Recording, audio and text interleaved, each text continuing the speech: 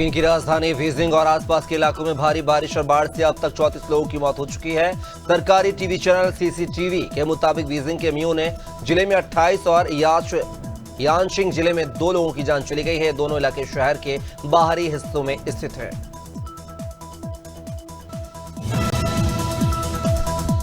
Yemen में भारतीय nurse Nimisha प्रिया की मौत की सजा रद्द कर दी गई है।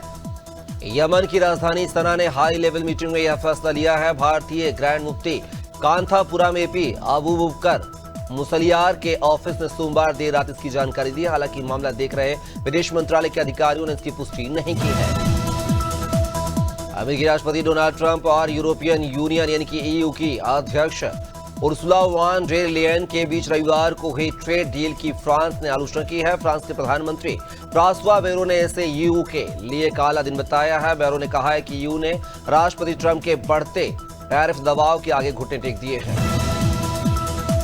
ईरान भी अब रूस की राह पर चल पड़ा है और उसने अपने देश से अमेरिका के खिलाफ एक नई जंग छेड़ दी है। वो इजरायल से लड़ाई लड़ने के बाद हर उस चीज को संदेह की नजर से देख रहा है। दरअसल अब ईरान के निशाने पर अमेरिका का नेविगेशन सिस्टम है। ईरान ने जीपीएस को दिखाया बाहर का रास्ता और बी-ड्यू को अपनाया है।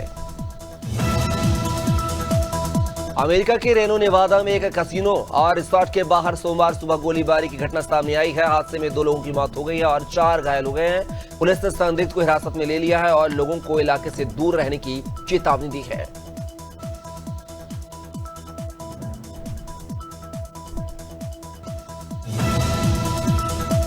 हिमाचल प्रदेश के मंडी में सोमवार देर रात बादल फटने से 2 लोगों की मौत हो गई है। 2 अन्य लापता हैं। 15 से ज्यादा लोगों को रेस्क्यू किया गया है। चंडीगढ़, मनाली और मंडी जोगेंद्र नगर 4 लेन बंद हो गया है।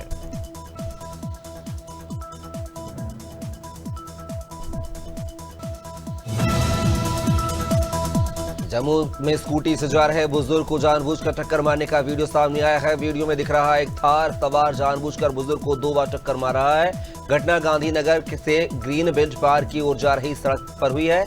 घटना के बाद राहगीरों ने घायल को अस्पताल पहुंचाया है। वहीं पुलिस ने वाहन जब्त कर लिया है। सुप्रीम कोर्ट ने आवारा कुत्तों के हमलों के कारण रेबीज से होने वाली मौतों की घटनाओं पर सोमवार को खुद नोटिस दिया है। कोर्ट ने इसे बेहद चिंताजनक और डराने वाला बताया है। पशुपालन राज्य मंत्री एसपी सिंह बघेल ने 22 जुलाई को लोकसभा में बताया कि 2024 में 37 लाख से ज्यादा डॉग बाइट्स के मामले सामने आए हैं, जिनमें 54 लोगों की रेबीज की वजह से मौत हो गई है। Rouse revenue court national Herald money laundering मामले में मंगलवार को ईडी के चार्जशीट पर फैसला सुनाएगा। कोर्ट सोनिया गांधी, राहुल गांधी और आने के खिलाफ आरोप तय करेगा। कोर्ट ने 14 जुलाई को बहस पूरी होने के बाद फैसला 29 जुलाई तक के लिए सुरक्षित रखा था।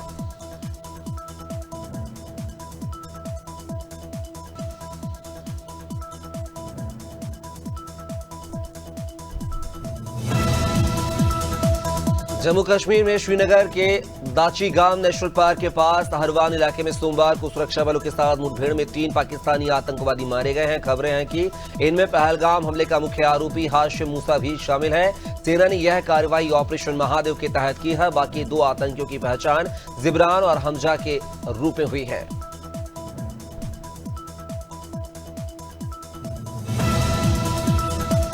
फतेहपुर के ओम थाना क्षेत्र में पुलिस को बड़ी कामयाबी मिली है। 25,000 के नामी गैंगस्टर मोहित पासवान को मुठभेड़ के बाद घायल अवस्था में गिरफ्तार कर लिया गया है। पुलिस चेकिंग के दौरान भागने की कोशिश में मोहित ने फायरिंग की। जवाबी कार्रवाई में उसके पैर में गोली लगी। आरोपी पर 10 से अधिक मामले दर्ज हैं।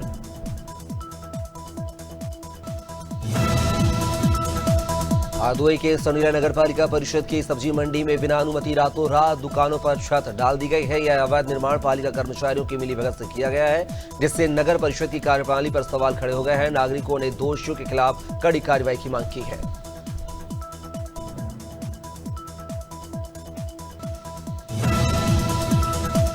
हरदोई के मल्लावा में ताजुद्दीन उर्फ शानू पर जानलेवा हमला हुआ है, लेकिन उसकी हिम्मत ने सबको हैरान कर दिया है। गर्दन में गोली लगने के बावजूद शानू खुद बाइक चलाकर पेट्रोल पंप तक पहुंचा और साथियों को सूचना दी।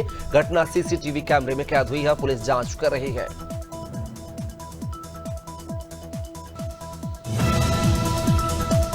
जबलपुर के लाला लाजपत राय वार्ड के केशरी नगर में उस वक्त अफरा तफरी मच गई जब नाले से सटी दीवार अचानक भरभरा कर गिर गई। दीवार के साथ ही बगल में खड़ी महेंद्र और रजक की कार भी नाले में समा गई। गनीमत रही कि हादसे में कोई जनहानि नहीं हुई है।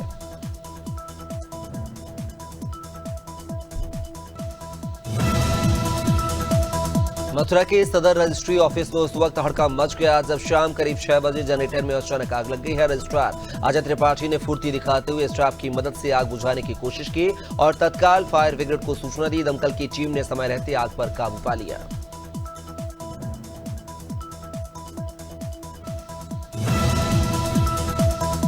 प्रयागराज के मेजा क्षेत्र के रामनगर को सावन के पावन महीने में पुलिस चौकी का तोहफा मिला है। नई चौकी के शुभारंभ के अवसर पर पुलिस अधिकारी कैलाश धाम सर्वेश्वर महादेव मंदिर पहुंचे और भगवान शिव का दर्शन कर सुरक्षा की गारंटी दी। मौके पर स्थानीय लोग और जनप्रतिनिधि भी उपस्थित रहे। मेरठ के नौचंदी इलाके में पुलिस और लुटेरों के बीच मुठभेड़ हुई है जिसमें एक लुटेरा घायल होकर गिरफ्तार हो गया है। पुलिस ने लुटेरे के कब्जे से तमंचा, कारतूस, मोबाइल और मोटरसाइकिल बरामद की है। घायल आरोपी को पीएल शर्मा हॉस्पिटल में भर्ती कराया गया है जहां पर उसका उपचार जारी है।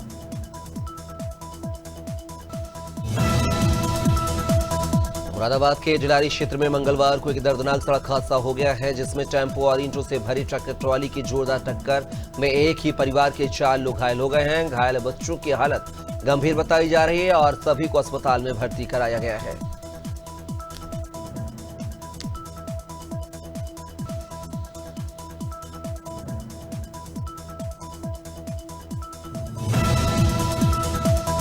मुरादाबाद में पुलिस का ऑपरेशन लंगड़ा जारी है जहां डिलारी इलाके में जंगल में चेकिंग के दौरान बदमाशों से मुठभेड़ हो गई है। गौकशी में वांछित बंदू और जसीम को गिरफ्तार किया गया है जिसमें एक बदमाश पुलिस फायरिंग में घायल हुआ है। अवैध तमंचे और मोटरसाइकिल भी बरामद की गई है।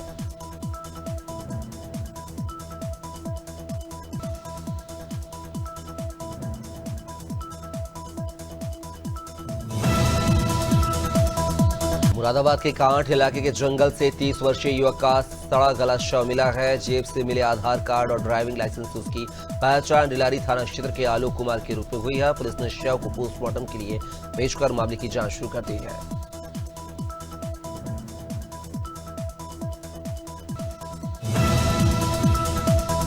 नर्मदापुरम जिले के तवा डैम में जलस्तर पूरी तरह से भर चुका है और डैम के गेट खोल दिए गए हैं। तेज बहाव के बीच पर्यटक सुरक्षा नियमों की अनदेखी कर चट्टानों तक पहुंचकर सेल्फी ले रहे हैं जिससे बड़ी दुर्घटना का खतरा बना हुआ है। स्थानीय लोग प्रशासन से कड़ी निगरानी की मांग कर रहे हैं।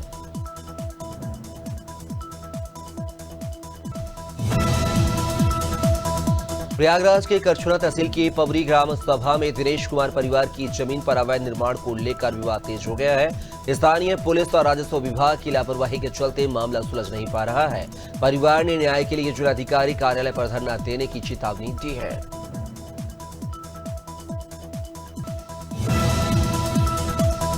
रायगढ़ के लैलूंगा थाना क्षेत्र के ग्राम धौराडांड में महिला रेखा राउत की हत्या के आरोपी लोकेश्वर यादव को पुलिस ने गिरफ्तार कर लिया है। आरोपी के कब्जे से हत्या में प्रयुक्त धारदार कुल्हाड़ी और खून से सने कपड़े बरामद किए गए हैं। पुलिस ने मामला दर्ज कर आगे की कार्रवाई शुरू कर दी है।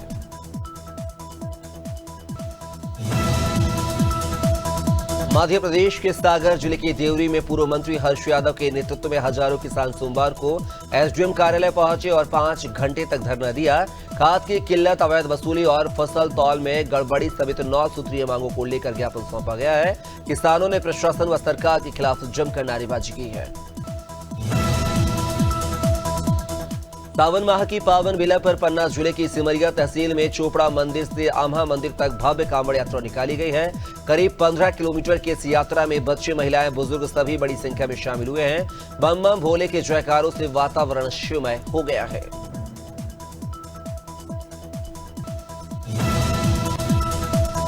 अमरवाड़ा के हर्रई वन विभाग को एक बार फिर बड़ी कामयाबी हाथ लगी है। सागौन की तस्करी करने वाले गिरोह का खुलासा करते हुए विभाग ने ट्रक में भरकर ले जाई जा रही बेशकीमती लकड़ी को जब्त किया है। मुखबिर की सूचना पर की गई कार्रवाई में करीब 70,000 रुपए की कीमत की सागौन के लट्ठे बरामद किए गए हैं।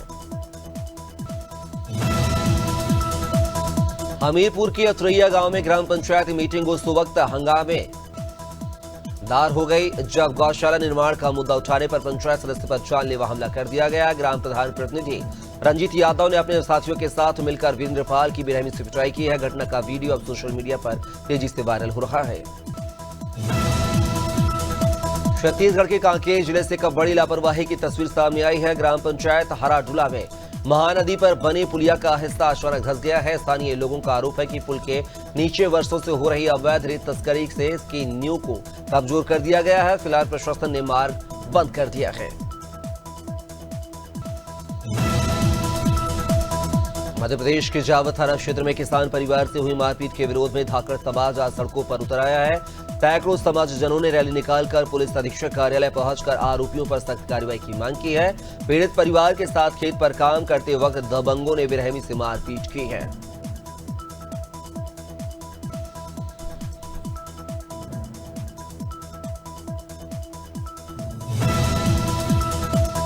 मंडला जिले के बमहनी थाना क्षेत्र में शराब कारोबार को लेकर तनाव बढ़ गया है। यूथ कांग्रेस जिलाध्यक्ष आशीष जैन ने आरोप लगाया है कि अवैध शराब का विरोध करने पर शराब ठेकेदार राजेश पटेल और उसके साथियों ने बंदूक दिखाकर धमकाया है। पुलिस ने शिकायत कर कार्रवाई की मांग की गई है।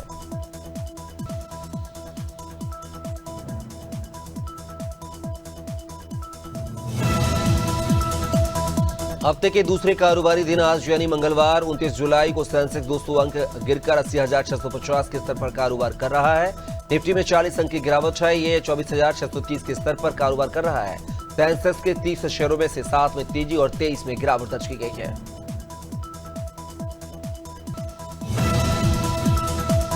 आज 29 जुलाई से 2 कंपनियों के इनिशियल पब्लिक ऑफरिंग ओपन हो रहे हैं। निवेशक इन आईपीओ के लिए 31 जुलाई तक मिनिमम 14,850 रुपए से इन्वेस्ट कर सकते हैं। दोनों कंपनियों के शेयर नेशनल स्टॉक एक्सचेंज यानी कि एनएसई और बॉम्बे स्टॉक एक्सचेंज में 5 अगस्त को लिस्ट होंगे।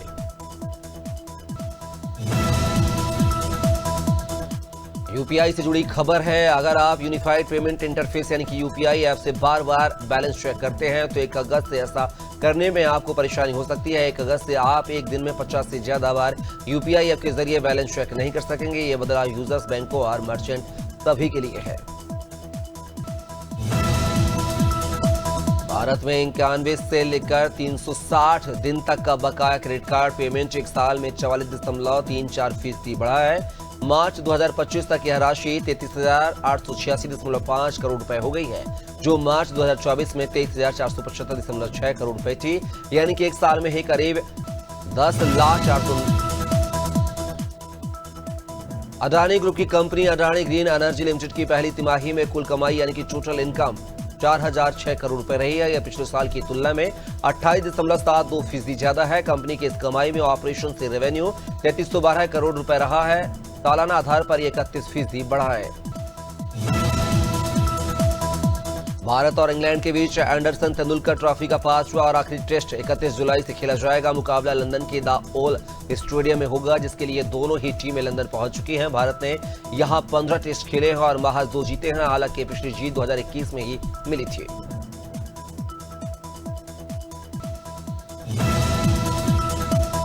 ऑस्ट्रेलिया ने 5वें T20 में वेस्टइंडीज को 3 विकेट से हराकर सीरीज में 5-0 से क्लीन स्वीप किया है। बासेटिरे में खेले गए 5वें और अंतिम मुकाबले में ऑस्ट्रेलिया ने टिम डेविड, मिशेल ओवेन और कैमरन ग्रीन की शानदार बल्लेबाजी की बदौलत जीत हासिल की है।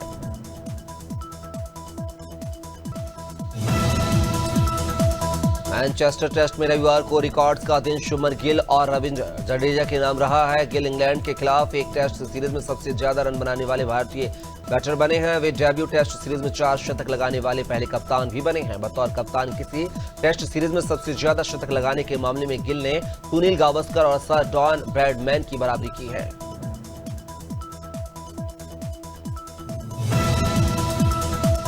भारतीय शतरंज की दुनिया में एक नया अध्याय जुड़ गया है। दिव्या देशमुख ने FIDE महिला विश्व कप 2025 का खिताब जीतकर इतिहास रच दिया है। 19 साल की युवा खिलाड़ी ने न सिर्फ वर्ल्ड कप ट्रॉफी अपने नाम किया, बल्कि भारत की 4थी महिला ग्रैंड मास्टर बनने का गौरव भी हासिल किया है। जॉर्जिया में बातूमी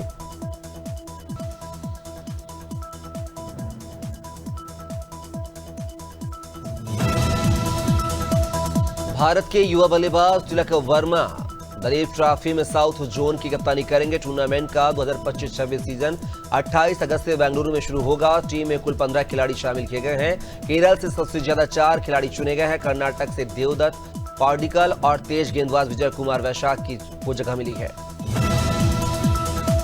बॉलीवुड अभिनेता राजकुमार राव आज अमृतसर स्थित गोल्डन टेम्पल पहुंचे हैं, जहां उन्होंने माथा टेक कर आशीर्वाद दिया है। यह दौरा उनके लिए विशेष रहा है क्योंकि कुछ ही दिनों पहले उन्होंने उनकी पत्नी पत्रलेखा ने अपने बच्चे के आगमन की खुशखबरी सोशल मीडिया पर पोस्ट की थी।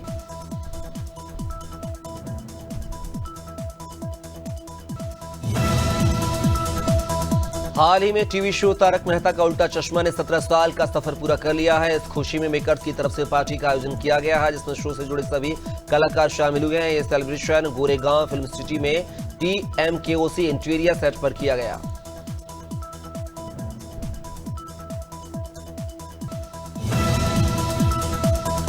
तैयारा की सफलता ने आहान पांडे को रातों रात स्टार बना दिया है। फैंस अब उनकी पर्सनल लाइफ के बारे में जानने के लिए उत्सुक हैं और उनके पुराने वीडियो सर्च कर निकाल रहे हैं। आहान को अब 1-2 साल पुराना वीडियो भी सामने आया है, जिसमें वो अपनी बहन अलाना पांडे और उनके पति आइवर मरैफे के साथ नजर आ रहे हैं। बॉलीवुड एक्ट्रेस सनी देओल की अपकमिंग फिल्म बॉर्डर 2 इन दोनों चर्चा में बनी हुई है। ये फिल्म साल 1997 में रिलीज हुई बॉर्डर का सीक्वल है। वहीं अब मेकर्स ने फिल्म की कास्टिंग को लेकर एक बड़ा अपडेट दिया है। मेकर्स ने फिल्म की हीरोइन के रूप में मेधा राणा को इंट्रोड्यूस कर दिया है। फिल्म में मेधा राणा एक्टर वरुण धवन के अपोजिट नजर आएंगी। बॉलीवुड एक्ट्रेस सनी देओल इन दिनों अपनी अपकमिंग फिल्म बॉर्डर 2 को लेकर चर्चा में बने हुए हैं। ये फिल्म साल 1997 में रिलीज हुई फिल्म बॉर्डर का सीक्वल है। फिल्म में साल 2026 में 23 जनवरी को गणतंत्र दिवस के मौके पर रिलीज होने वाली है। इसी बीच सनी देओल ने दलाई लामा के साथ एक शानदार फोटो अपने इंस्टाग्राम पर शेयर की है। मध्य प्रदेश में बारिश का दौर जारी है। प्रदेश में कहीं मूसलाधार तो कहीं रिमझिम वर्षा हो रही है। आज मंगलवार को 34 जिलों में बादल गरजेंगे। 14 जिलों में अति भारी और 20 जिलों में भारी बारिश की चेतावनी जारी की गई है। यहां 24 घंटे में 8.5 इंच तक पानी गिरने की संभावना है। मौसम विभाग के मुताबिक भोपाल समेत प्रदेश भर में बारिश का दौर जारी रहेगा। छत्तीसगढ़ में जोरदार बारिश कराने वाला सिस्टम कमजोर पड़ गया है। इसके बावजूद राजधानी रायपुर समेत कुछ इलाकों में सुबह से ही बारिश हो रही है। वहीं आगामी कुछ दिनों तक मध्य और उत्तरी इलाकों में हल्की से मध्यम बारिश की संभावना बनी हुई है। हालांकि जोरदार बारिश के लिए अभी नए सिस्टम के बनने का इंतजार करना पड़ेगा।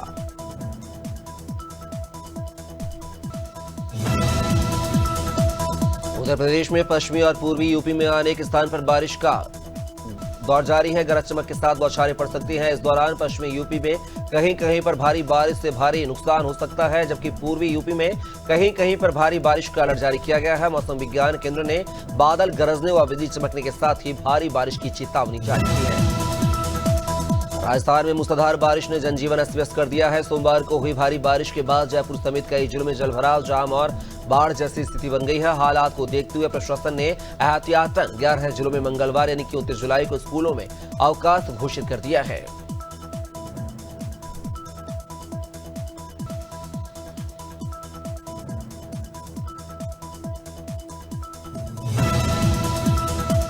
बिहार में मानसून अब अपने विकराल रूप में तबाही मचाने को तैयार है। सोमवार को राजधानी पटना में इसका ट्रायल देखने को मिला है। दिन भर बारिश का पानी लोगों के लिए मुसीबत बन गया है। केवल 106 मिलीमीटर बारिश ने ही पूरी पटना को जलमग्न कर दिया है। IMD ने चेतावनी दी है कि यह तो अभी शुरुआत है।